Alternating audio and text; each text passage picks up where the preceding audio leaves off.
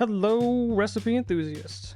This week, we are making a famous chili from the great state of Ohio, or more specifically, the city of Cincinnati. I'm talking about Cincinnati 5-way chili. But can we really call it chili? Let's make it and find out. Today's recipe comes from a hidden gem of a cookbook devoted to making chili. It's called Chili Nation, the ultimate chili cookbook with recipes from every state in the nation. It's by Jan and Michael Stern, and if this is your first time hearing of this cookbook, I highly recommend you check it out. The authors have scoured every state to bring you a diverse range of chili recipes, each representing its unique region. From traditional to innovative, this chili cookbook has it all. I'll leave a link in the description. First things first, let's get all of our ingredients and equipment together. For the ingredients, I have 1/4 pound of ground beef, 2 medium onions, or 1 large onion, 2 garlic cloves, 1 cup of your favorite barbecue sauce, 1/2 cup of water, 1/2 ounce of unsweetened chocolate, 1 tablespoon of chili powder, 1 teaspoon of black pepper, 1/4 teaspoon of cumin, 1/4 teaspoon of turmeric, a 1/4 teaspoon of allspice, 1/4 teaspoon of cinnamon, 1/4 teaspoon of cloves, 1/4 teaspoon of coriander, 1/4 teaspoon of cardamom, 1/2 teaspoon of salt, tomato juice, 9 ounces of spaghetti, 1 tablespoon of butter, 16-ounce can of red kidney beans, 1 pound of cheddar, and oyster crackers. Let's prep the vegetables, starting with chopping the onion. You will notice that the onions aren't uniformly chopped, and this is by design. I'm looking for a little variety in size both as I cook them and later for when we plate up the chili. For the garlic, we're looking for a fine mince.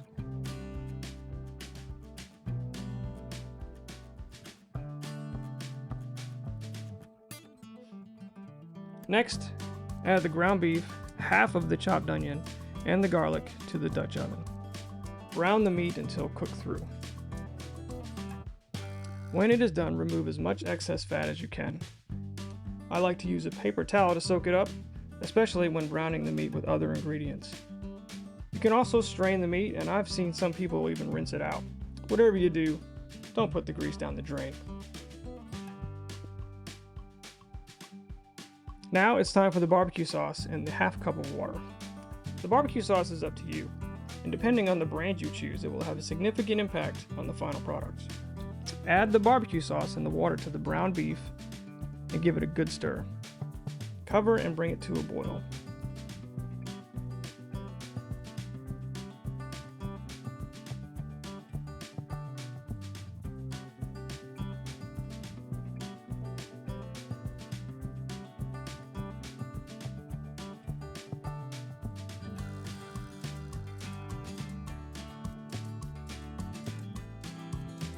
While that's cooking, I'll grate the chocolate. If you don't want to do this step or don't have a chocolate bar handy, you can substitute it with unsweetened baking chocolate. Now that the chili is boiling, I'll add the chocolate and all the spices.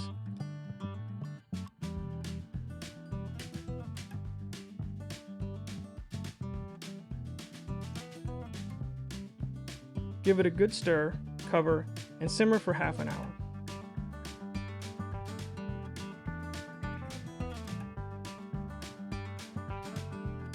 While that's simmering, let's explore the origins of this dish. Cincinnati chili is an interesting concoction, and for some chili purists out there, it's tough to call the plate of food you can get in dozens of locations throughout the city a proper chili. For one, it's traditionally served on a plate and over a bed of spaghetti. Whether you agree with calling it chili or not, it's considered 5-way because when it's served, there are 5 layers. So a 2-way would be spaghetti and chili. Cheese makes it 3-way. Adding the beans is 4, and the onions brings it up to 5-way chili. The oyster crackers are a garnish.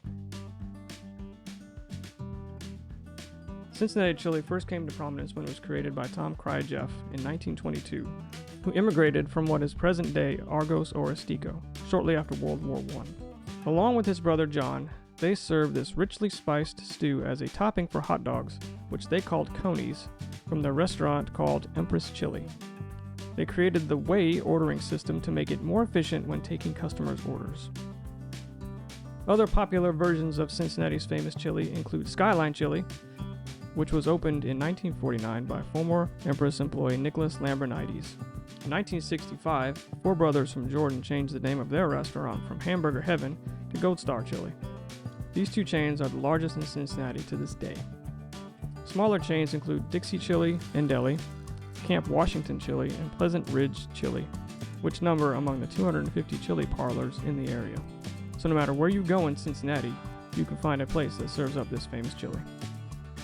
While the chili simmers, I'll add in some tomato juice to thin it out. I'm looking for it to be easily ladled without it being soupy. This is where it gets a little interesting and somewhat to preference. You can add a little bit less tomato juice for a thicker version, or add some more if you like it a little thinner. Next, I've got water boiling for the spaghetti. As the spaghetti cooks, I'll take the chili off the heat and let it sit covered.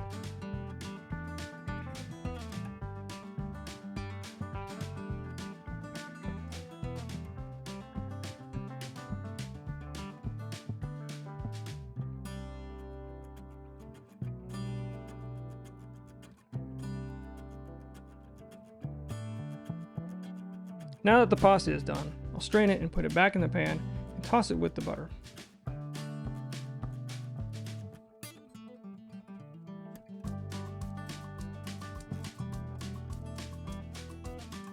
The beans go into a small saucepan and warmed over medium heat. When hot, drain off the excess liquid. Now that we're finished cooking, it's time to plate up. First, the spaghetti. Next comes the chili.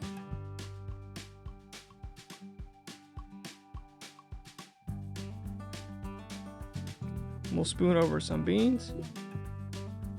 Top with a heaping amount of shredded cheese.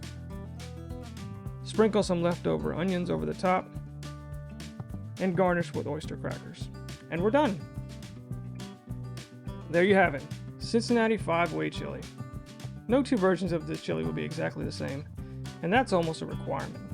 With the number of spices, variations in barbecue sauce, and the amount of tomato juice you'll need, each version is its own culinary adventure. I hope you had as much fun watching this video as I did making the recipe.